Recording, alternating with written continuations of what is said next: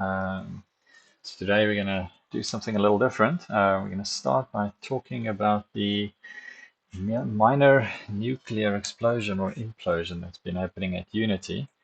And then from there, we're going to take a look and see what Unreal does and what Unreal looks like, since we're early enough and I'm early enough in the project that I can still make a good decision or a change of decision um, and before I'm too locked into a platform. So what I wanted to do in talking about the Unity conversation is take a bit of a look at um, what it is that all of this is about. And I think if I change that and bring this across here. So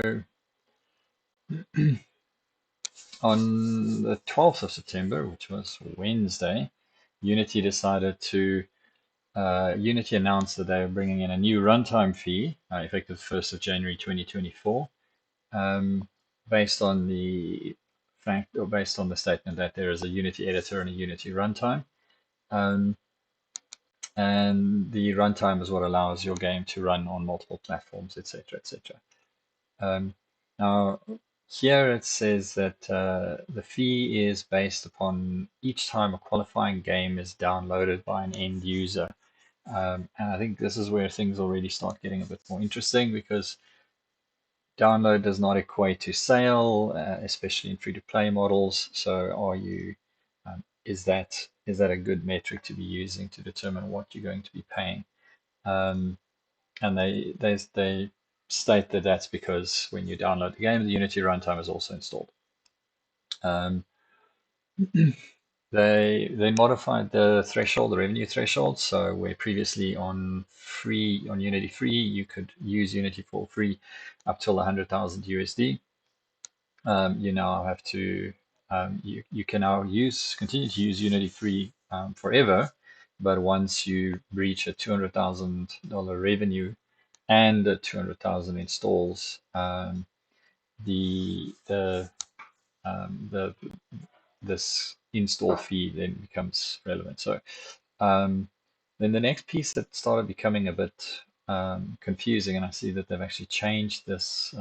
They've actually changed this table. So this table originally stated that this was a monthly fee.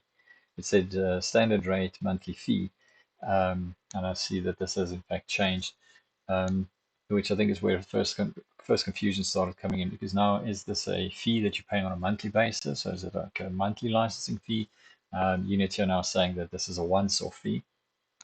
And then the last piece, which is important, is that you will be getting a reduced fee if you're using Unity services. Maybe just quickly touch on the fact that if you look at the price per install, that it is deeply discounted depending on whether you're running Unity Pro or Unity Enterprise, and then obviously number of installs that you have beyond that point. So it still becomes interesting if you've got $1 million in revenue and 10 million installs, because then you're going to be paying $100,000 of fees to Unity straight out of the gate there. So I'm not sure that this model is fantastic for anybody, but that's neither here nor there.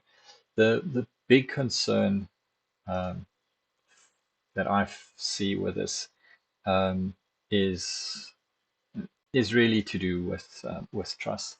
Unity is saying now, after the fact, we're going to change your terms of service, and we're going to charge you for revenues generated in prior terms and prior years going forward.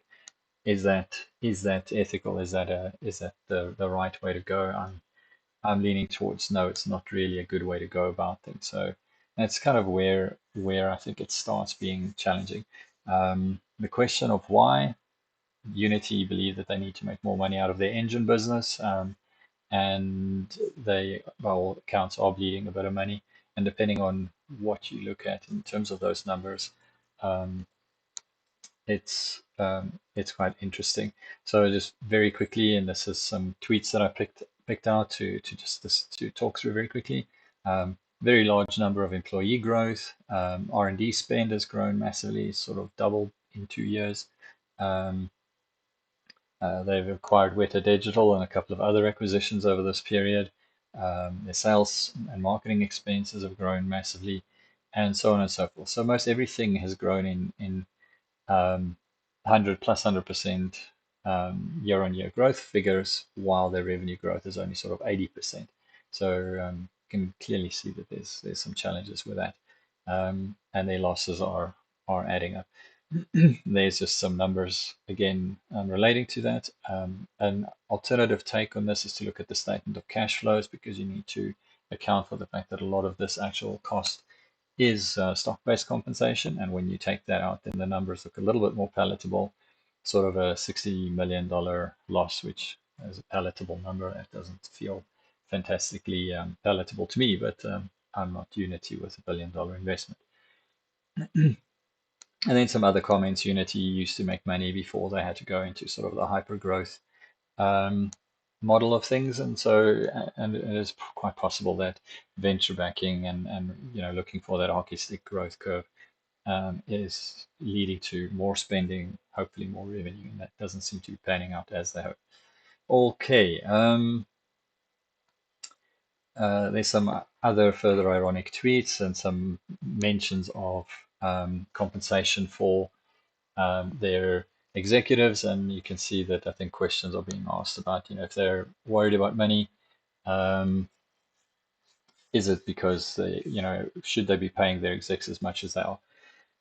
I think to come back to that earlier statement of the fees reduction for using Unity services, there is definitely a play to use Unity ads, to force more devs to use Unity ads, and this is sort of borne out by devs reporting that they'll get fee waivers if they use Unity's ad services as opposed to rivals like AppLover.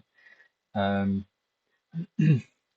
okay, then there's a lengthy Reddit post. I'm not going to go into too much of the detail. I think the crux of it is that there's a lot of corporate boardroom shenanigans that one could also point a finger at, and names such as Roelof Botha from Sequoia are being, used in that Reddit post. Maybe worth taking a look to see if you can find that post. And there's some rude language there, so let's scroll past that fairly quickly. Okay, so what is our actual issue with some of the stuff? It's the retroactive terms of service changes. And the announcements and the responses to the announcements have been unclear. They've been conflicting. At one point, reinstalls were being counted, then they weren't being counted. Then the statement is that the intention was never to treat reinstalls as fresh installs. But there's question marks around demos. There's question marks around charity bundles. How are they going to know? From a charity bundle perspective, the claim is that you'll have to report it. So now you've got to have a reporting mechanism to say to Unity, hey, I gave 100,000 licenses to a charity bundle. Please don't charge me a fee for those.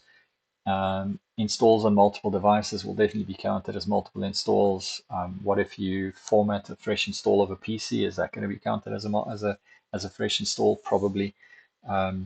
Questions around install bombing and piracy. On one end, they say that they'll know. On another end, they say that if you think that you've been install bombed or are subject to piracy, you should let them know. So again, there's lots of reporting and communicate, kind of administration that's being added to this process of just trying to run a game studio, especially if you're a smaller business and you're just a couple of people and you don't necessarily have the capacity to do all of this additional admin. WebGL installs were being counted. Now they're not being counted, so we don't quite know whether that's a thing. And as I said, the table has been updated, but there was a mention of a monthly fee previously, which has now been changed. So do we think that they're walking some of this back? It definitely feels like it. They're admitting that it's a price increase, and that's fine. I mean, I've always expected that we would have to pay for something in terms of Unity usage. You can't use the tool and have a whole bunch of people working for free forever. Um, and saying that a large number of users aren't paying for the editor doesn't, that was the decision that they made to make the editor free in around 2015 or 2016. Um, then it's kind of feels a little bit like punishing success. I don't know. The statement still doesn't really read well. Um, and that they're saying that the counter for runtime fee install starts on January 1. So they're now saying that they will only count installs from January 1 onwards. So you will have to still reach that install counter from January 1 onwards. And they're not going to look at installs prior to that point. But they are still going to look at um, things that games that were released under previous terms of service. And this is again where questions are being raised about it. Um, uh, okay, what else? Then there's some confusion. They're sort of claiming that only 90% of the customers will not be affected, and generally only customers who are successful. So same kind of statements. Here's the comment about reinstalls. We're not going to charge a fee for reinstalls. My question is, how will they know? Fraudulent installs, how are they going to know? And we will work directly with you. So now this is an admin conversation to kind of make that make sense. Um, Trials, automation, DevOps charges, we're not going to count that. How will they know? Web and streaming games, so now they're saying that they're not going to count them. Previously, they said that they were. Charity, pricing change and install will not be applied to charity bundles. How will they know? So you're going to have to now do a lot more admin to manage this process. Okay, and then a note, a post, you can again find this online from a current Unity employee, and how they try to say that these changes are problematic and don't do it, and then it kind of got published and everybody got a little bit blindsided by the publishing. Um, some other well-known Unity creators, uh, Freya Hofmeyer, I can't now off the top of my head remember her surname. She created the shapes and a few other Unity plugins. She's very well known in the community, saying that they're having conversations with Unity and things are looking better and positive, and she's hopeful that there's a positive outcome. Um, and then Rami, again, very well known Unity commentator and creator. Um, uh, your Teams message just popped up,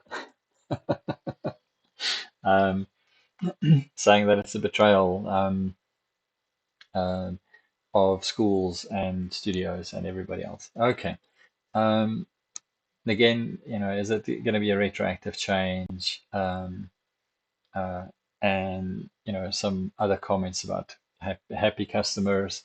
Um, uh, then just comments around the surprise forcing an install-based user fee, DRM monetization, etc., etc. So there's a lot of commentary about it and a lot of feedback, and most of it is not positive. Again, yes, for many developers, it's not going to make a difference. I mean, it's not going to make a difference to me. Probably not today. Probably not for a year. Probably not for 2 years. It's not going to make a difference. Um, I'm not financially impacted by this decision. What I'm worried about is the impact to the trust that long term. If we do become successful, it's kind of like, oh well, now you're successful. Now we want to punish you for that. Um, Other tools models is simple, it's understandable, it's straightforward. And I'm thinking specifically here of something like Unreal. You know that you're going to pay 5% royalty. You budget for that. You work that into your pricing and into your studio costs, and you can plan for it. I don't know how you're going to plan for this, and more so than just the unpredictability. What happens when Unity sees that this is still not giving them the revenues that they want, and they decide that they've got away with changing the terms of service once, they're going to do it again. And I think that's the real thing. Unity over the last few years have struggled with the trust conversation. I think that there's been some real breaches of trust, and this for me is the straw that breaks the camel's back in terms of a breach of trust. Maybe one or two other last points. The the the fee system will undoubtedly have an effect on education as well. I'm busy doing a degree, and all of the 3D development that we're doing is based on Unity. I think that those curriculums is going to change and start using Godot. It's open source, which is much more education friendly, and I foresee a future where game developers or schools and colleges are going to switch to Godot and switch to that open source model. Um, and that I think is what's going to happen in a lot of these instances. People who are just not happy with this decision by Unity are going to try out Godot. In the hobbyists, especially indie, lower end indie and hobbyist markets and the educational arenas, and people who feel that they want to go for a larger commercial success approach, they're going to switch to Unreal. And I think the damage that Unity has done to their product and to their business is quite immense. And as much as they're trying to walk it back, and as much as they're getting their sponsored content creators to try and minimize the impact, I don't see that this is going to leave a good taste for anybody involved in this process. So right, there's some more feedback from various studios. You can see how many studios have put out uh, statements, public statements. This was again taken from a tweet. And here we go. How many studios are making plans to go in other directions, switch to Unreal. I suspect that there's probably quite a bit of Godot in here. The polls would probably have included Godot in this question as well. Then finally, is this even legal? And there's a very good post from Sheridan Interactive where they are quite concerned about the legality of this move and changing agreements post the fact. Having said that, on another platform, someone mentioned that the lawyer is always going to try and to give their clients the best possible view of their chances of success. But yes, this does raise questions there. It also raises questions in the EU and fair market play um, kind of commissions, etc. So I think that there's going to be some challenges to this, even if Unity decides to leave it as it is and not change anything about it. Um, and that's, I think, most of the story about this. I did go do a little bit of looking into whether some of my asset store assets and for everybody else, whether asset store assets are going to be reusable. It does look like you may be able to, and we'll have to take a bit of a closer look at the end user license agreements for embedded components with regards to whether the assets are restricted to use in Unity when you buy them through the Unity Asset Store, or whether you can use them outside of the Asset Store. Finally, just a little bit of a chuckle. This is certainly a good picture for many indie devs. That's my story around this whole Unity debacle, and I think that that's as much as we need to say about it. So let's move on from Unity's exciting decisions and the future of game development. All right, let's find my OBS here. Okay, so now I'm going to track down the Epic Launcher. So let's maybe go back to that desktop view, and so there we go. I installed Unreal a little while ago actually, and I haven't actually tried to use it yet. I've taken advantage of a few of the free assets and started taking a bit of a look at the asset store, but I actually have not opened this editor in any real sense to date. So this will be a completely new experience for me.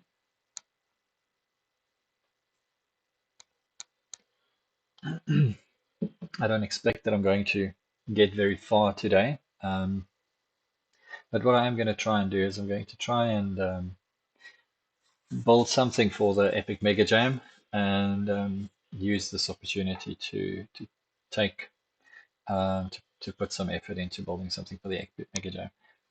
This is also maybe a good test to see how long it takes generally to open the editor and um, get started. I have found um,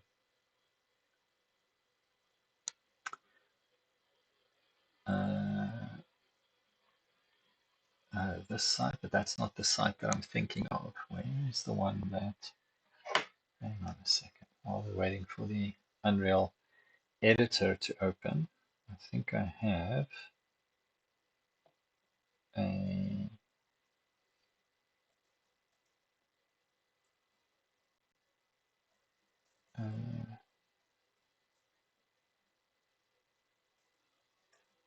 yeah, let's take a look at that.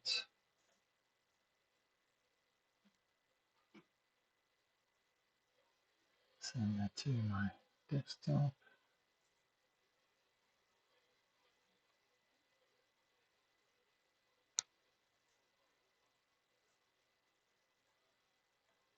Send that to my desktop.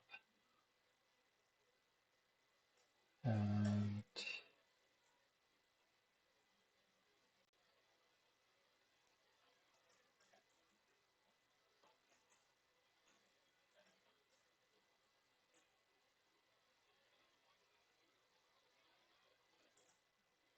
send that one to my desktop. So the question is whether I am still waiting for the editor to open or whether it is even opening at all. I have no idea. In the meantime, while we wait to see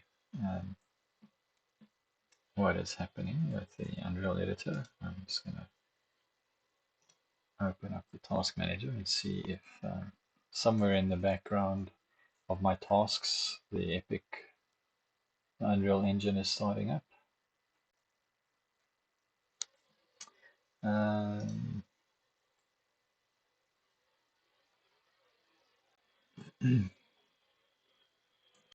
Some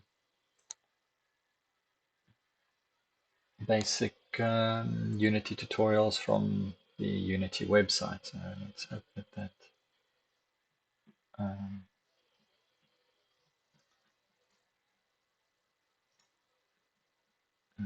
let's just move this out of the way.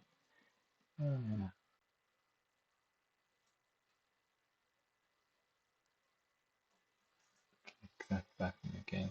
I feel like there should be something happening. I just don't quite know what is happening.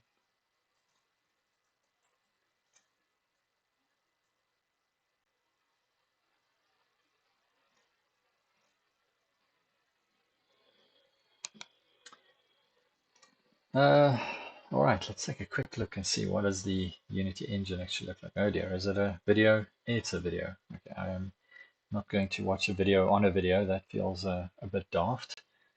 I know that there was a let's see, there's a Unity, some Unity projects.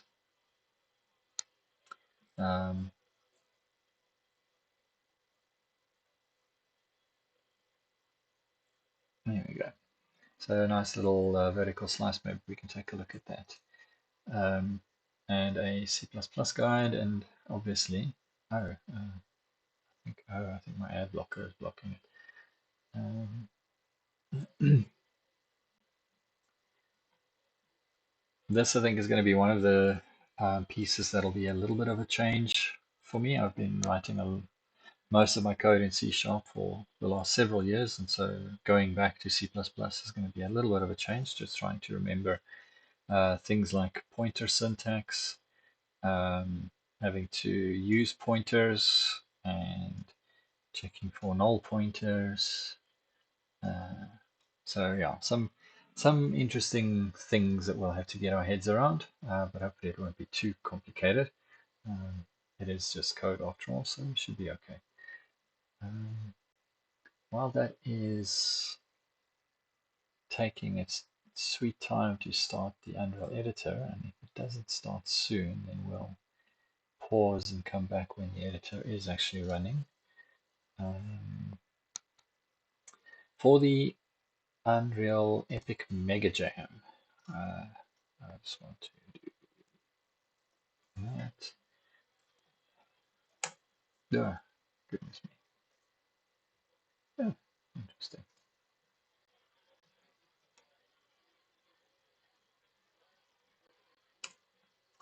Let me do that. And so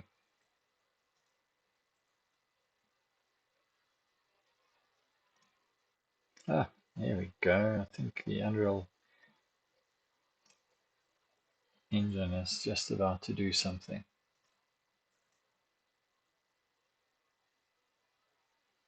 I'm going to hide that for a moment.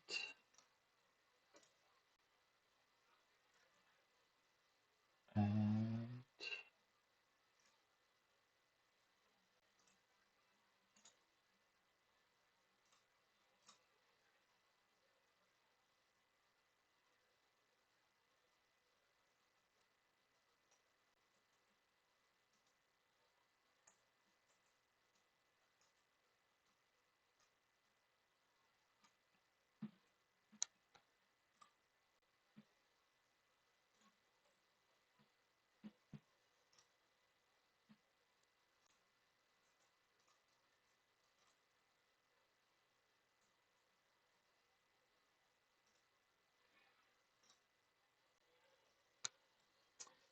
okay, so the Unreal Engine is still doing some stuff there in the background. There we go.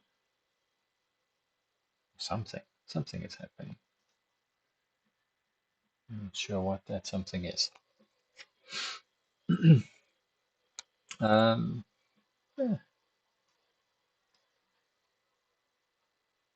Okay, let's just now access and see what it does.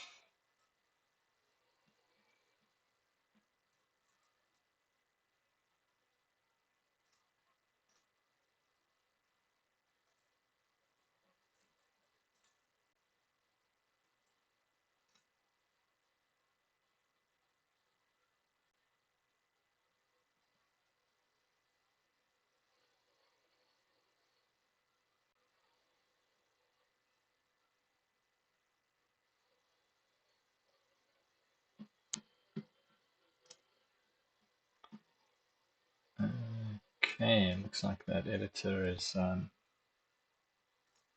finally loaded. Look at that. Some starter projects. Let's okay.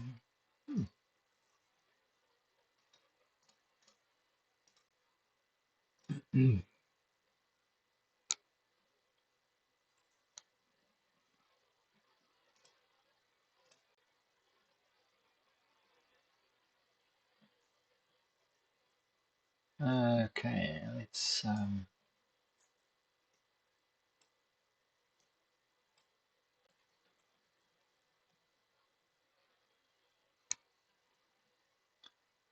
do that and say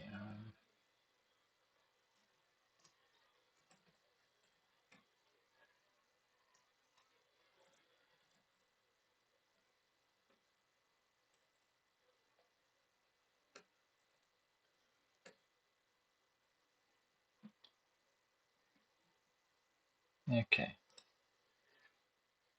and let's see what that looks like.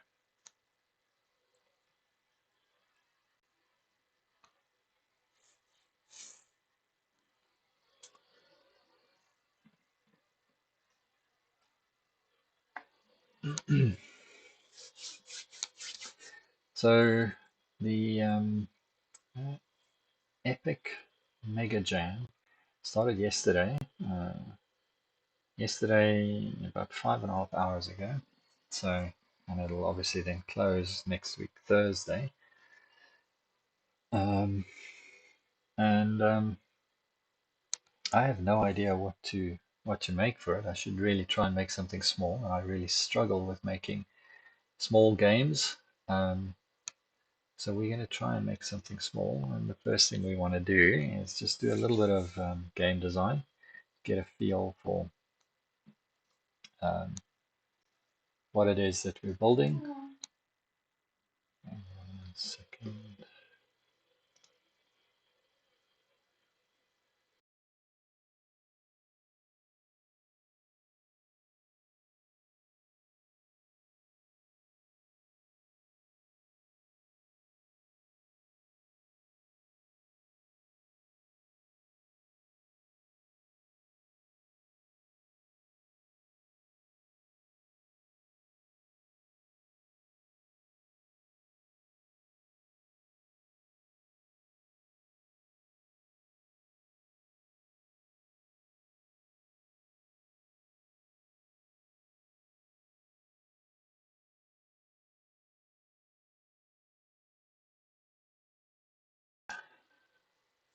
Apologies, I just had to speak to my compatriot over that side.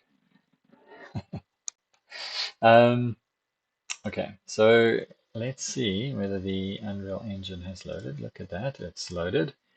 And using a third-person template. Okay, so mouse zoom in and out. How do we... Okay, so right mouse kind of looks around. Left mouse also sort of, no, it doesn't quite look around the same way. Oh, the left mouse moves. Okay, so that's sort of like a fly camera. Oh, so kind of a pre-built gym. And how do we run this? See if we can run it in editor. I'm sure we must be able to. That's just general editing. New level. Oh, the big green button that says play.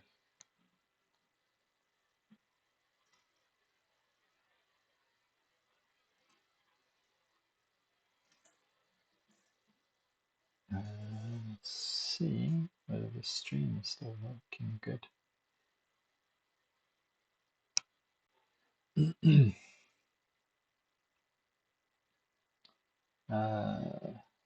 Looks like my stream might be frozen.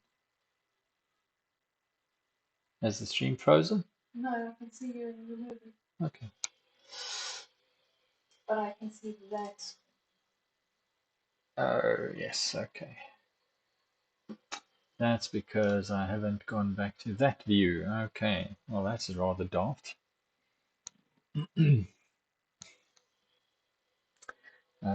Let's try this again.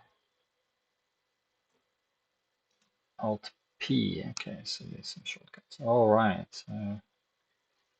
And WASD to move. Doesn't look like there's a... No, it does jump. Okay.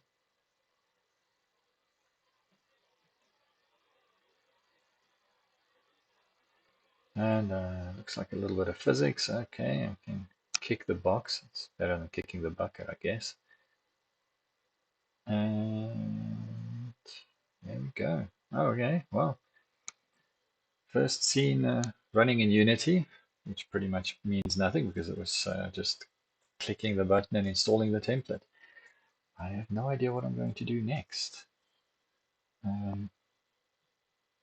I think that it's probably a good idea to do a little bit of game design before doing any further sort of work, because at this point in time I'm looking at this and I have no idea what I'm going to do. So let me sign off there for today, and hopefully I'll catch up some more streaming later in the week. or the weekend to show you some of my progress. Thanks for tuning in, and good luck to everybody who's dealing with all of this stuff around Unity and making changes to adopt some new engines. Have a good Friday.